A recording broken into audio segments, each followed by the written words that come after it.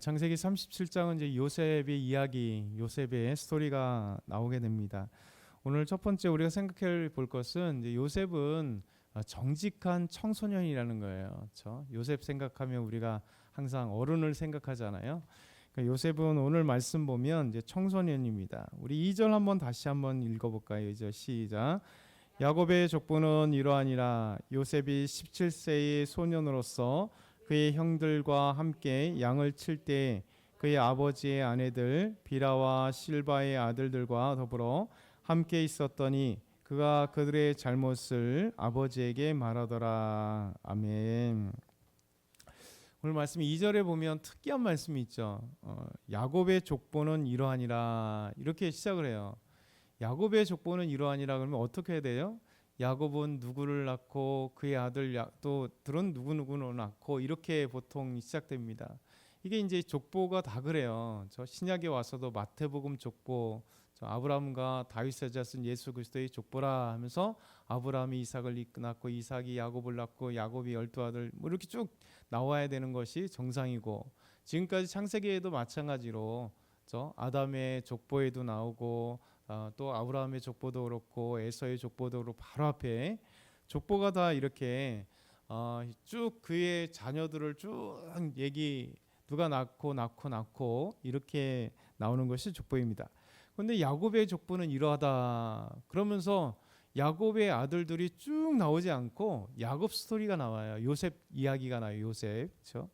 그러면서 오늘 말씀 우리가 생각해 볼 것은 요셉은 어렸을 때부터 청소년기부터 정직했던 요셉을 우리에게 말씀해 주죠. 17살 정도면 저 요즘에 중학교 2학년이나 3학년 정도잖아요. 그래서 청소년, 아주 소년의 모습입니다. 그래서 이 17살 때에 그 형들과 함께 아버지 양을 쳤다. 옛날에는 뭐 교육기관이 없으니까 아버지에게 모든 것을 배우잖아요. 그래서 아버지에게 배우면서 아버지의 가업이 자기들의 가업인 거죠. 그래서 형제들이 많으니까 요셉이 17살 때 그 형들은 이제 훨씬 더 나이가 많으니까 함께 나가서 들에 나가서 이제 목초지에서 양들을 이제 방목해서 함께 기르는 목자 생활을 어렸을 때부터 했습니다. 그런데 오늘 말씀에서 특별히 형들과 함께 이렇게 목자 생활을 아버지의 양들을 치고 있었을 때 그들의 잘못을 아버지에게 가서 이야기하는, 그러니까 형들이 잘못이 있었다는 거죠. 뭐 여러 가지 잘못이 있겠죠. 그 잘못의 구체적인 거는 나오지 않지만 어찌됐든 간에 형들이 아버지 양을 치고 있을 때 불법한 일, 좀 잘못된 일들을 하고 있을 때 요셉은 함께 묻혀가서 하지 않았다는 거죠. 그러면서 17살 때 형들의 그 잘못을 아버지에게 정직하게 가서 이야기하는 정직한 소년이다라고 이야기하는 것이죠. 오늘 두 번째 말씀을 생각해 보는 것은 야곱의 차별입니다. 야곱이 요셉을 노년에 얻었기 때문에 다른 형제들보다 자기 아들들보다 훨씬 사랑하는, 편애하는 모습을 보게 됩니다. 우리 3절과 4절 한번 다시 읽겠습니다. 천천히 시작.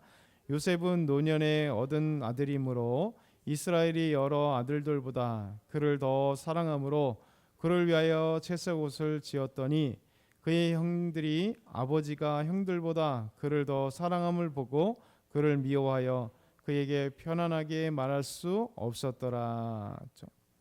요셉이 사랑스러운 이유는 당연히 야곱이 노년에 얻은 아들이기 때문에, 그렇죠? 노년에 얻은 아들이면 얼마나 예쁘겠어요. 요즘에도 늦둥이를 낳으면 거의 뭐 너무너무 예뻐할 텐데 노년에 얻은 늦둥이, 더더군다나 사실은 4명의 아내 중에 진짜 처음부터 반하고 처음부터 결혼하고 싶었던 여인, 정말 사랑했던 여인이 라헬이잖아요. 그 라헬의 아들이 바로 요셉입니다. 그러니 자기가 진짜 사랑하고 처음부터 끝까지 사랑했던 여인이 라헬, 더더군다나 라헬은 막내 12번째 아이 베냐민을 낳다가 죽었으니 얼마 전에 몇 년 전에 베냐민을 낳고 죽은 자기 아내, 그리고 엄마는 없어요. 그렇죠? 다른 이복 엄마들은 있겠지만 어찌든 간에, 그리고 이제 노년에 나왔으니 야곱을 얼마나 사랑했겠습니까? 근데 문제는 그 마음은 알아요. 근데 나머지 형제와 차별하면서 이 차별의 느낌을 주지 말아야 되는데, 이 야곱은 지금까지 우리가 살펴본 것처럼 아주 계략적이고 인간적이고 얍삽하고 진짜 인간으로 흠모할 만한 거는 거의 없어요. 하나님을 그 사랑했던 것 외에는 사실은 인간적으로 보면 야곱은 빵점짜리 인간입니다. 그런데 빵점짜리 인간이 더 무서운 건 뭐냐면 11명의 저 아들보다 요셉을 제일 사랑했다는 거예요. 아마 분명히 이제 마지막 베냐민도 사랑했겠죠. 근데 어쨌든 간에 요셉을 사랑했다는 얘기만 나와요. 그러니 이 문제가 얼마나 심각한지. 더더군다나 형제들을 안 입었던 채색 옷을 혼자 입힌 거예요. 요셉을. 이 채색 옷이라는 것은 명품 중에 명품이라고 할 수 있어요. 뭐 우리가 잘 아는 뭐 구찌나 샤넬이나 프라다나 뭐 아르마니 같은 이런 뭐 처음 들어보는 분도 계시겠지만 어쨌든 간에 뭐 구찌백 많이 들어봤잖아요. 의료도 구찌가 최고입니다. 샤넬, 프라다 같은 경우 그 명품 중에 세계적인 명품 중에 명품 이렇게 생각하면 돼요. 왜냐하면 채색 옷은 당시에 너무 귀해가지고 아무도 거의 입는 사람이 없을 정도로, 우리나라로 한다면 의정부에 한 명 있을까 말까 할 정도의 옷. 왜 그러냐면 이 채색 옷은요, 채색 물감을 들이는 거거든요. 자줏빛 물감. 이 자줏빛 물감은 뭐냐면 귀하기 귀한 조개. 우리나라 옛날 진주 조개가 얼마나 비쌌겠어요. 근데 하여튼 조개에서 얻은 그 물감을 가지고, 그러니까 이 조개가 쉽게 구하는 것이 아니기 때문에 이 귀한 조개를 얻어서 거기서 빻아서 거기서 나오는 그 물감이 너무 적거든요. 그러니까 조개도 귀한데 그 많은 조개에서 물감을 채색을 얻는 것도 적고, 그것을 이제 물을 들여서 하니까 쉽게 얘기하면 왕족 정도나 돼야 입을 수 있는, 뭐 상인이 돼도 진짜 거부 상인이 아니면 입을 수 없는 그런 옷이 채색 옷이거든요. 지금까지 우리가 살펴본 바와 같이 아브라함도 엄청나게 거부해 사실. 그리고 이삭도 엄청난 거부예요. 야곱도 그의 삼촌에게서 엄청난 것을 가져왔고, 그리고 이삭에게 마지막으로 또 이삭이 죽었으니 아버지에게도 또 엄청난 양떼와 가축대를 물려받았을 거 아니에요. 그러니까 야곱도 어마어마한 부자거든요. 그러니까 그 채색 옷을 지어 입힐 수 있는 거예요. 근데 다른 형제들에게 당일하게 이제 지어 입히면 좋은데 요셉에게만 지어 입혔다는 거죠.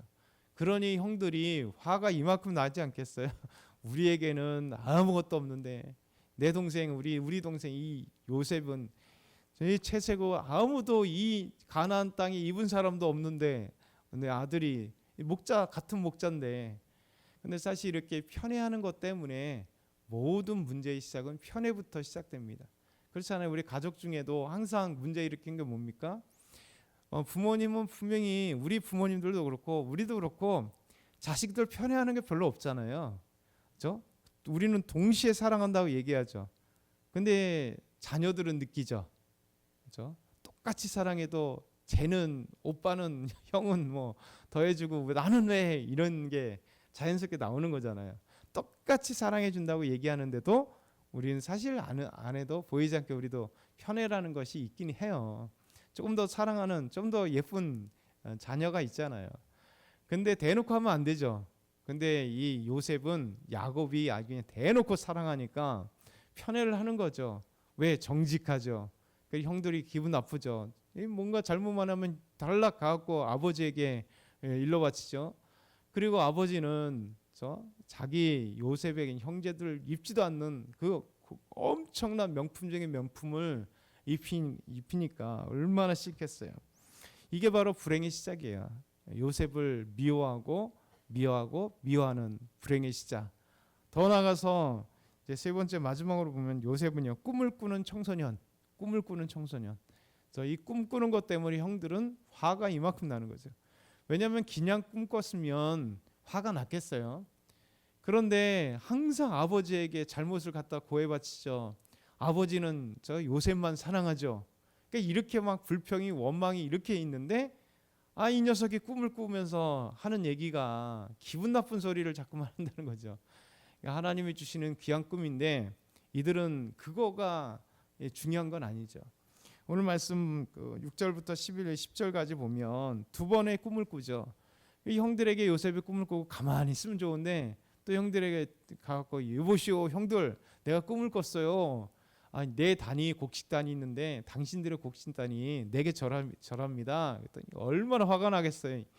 아니 이놈의 새끼야 우리가 너에게 절한단 말이야. 네가 우리 주인이야? 막 화를 이만큼 내는 거죠. 그걸로 끝났으면 좋겠는데 또 같이 얘기를 합니다. 11별과 또 해와 달이 내게 절하더이다 하니 뭐 아버지까지 이 꿈을 막 이야기합니다. 근데 11절의 말씀 우리가 마지막으로 한번 생각해 볼게요. 11절 같이 읽겠습니다. 시작. 그의 형들은 시기하되 그의 아버지는 그의 말을 간직해 두었더라. 아멘. 이게 중요한 거죠. 그의 형들은 당연히 시기하죠. 항상 눈에 가신 동생, 더더군다나 꿈을 꾸면서 자기들이 자기 동생 앞에서 무릎 꿇고 절한다 하니 자기들이 우리의 뭐 주인이 된다는 거야. 뭐야?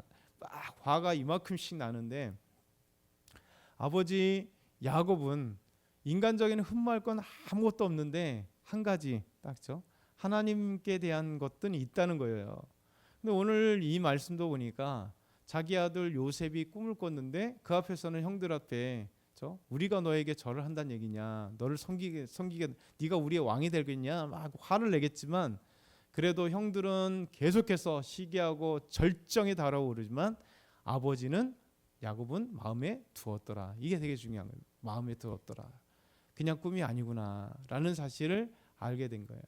나중에 보면 이 비슷한 내용이 또 있어요. 비슷한 내용이 있죠. 무엇이냐면 예수님께서 12살 때 예루살렘에 유월절 온 가족이 갔다가 사흘길을 끝나고 나서 오는데 예수님이 안 보였을 때 어머니 아버지가 놀래가지고 예루살렘 가봤더니 예루살렘 성전에서 사람들과 묻기도 하고 이야기를 막 하고 있는 거죠. 그래서 아버지가 막 뭐라 그러는 거죠. 그랬더니 예수님께서 내 아버지 집에 거할 것을 알지 못하느냐라고 얘기했을 때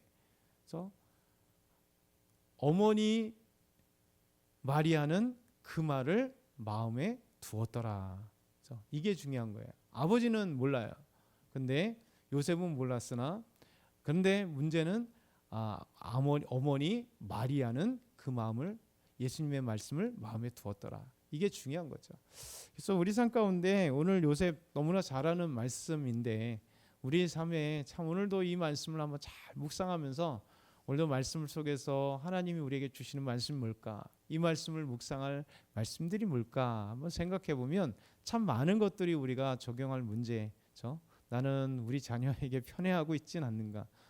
조금 더 예쁜 아이가 있지 않은가? 그러면 우리는 회개해야 되겠죠. 우리 부모, 우리도 분명히 더 사랑하는 사람이 있겠지만 이것으로 인하여 불평의 씨앗들이 안 좋은 씨앗들이 우리 자녀들에게 우리 손주들에게도 있겠구나라는 생각을 가지면서 오늘도 하나님께서 주시는 아름다운 믿음의 생활들을 오늘도 이 승리하고 나갔으면 좋겠습니다. 기도드리겠습니다.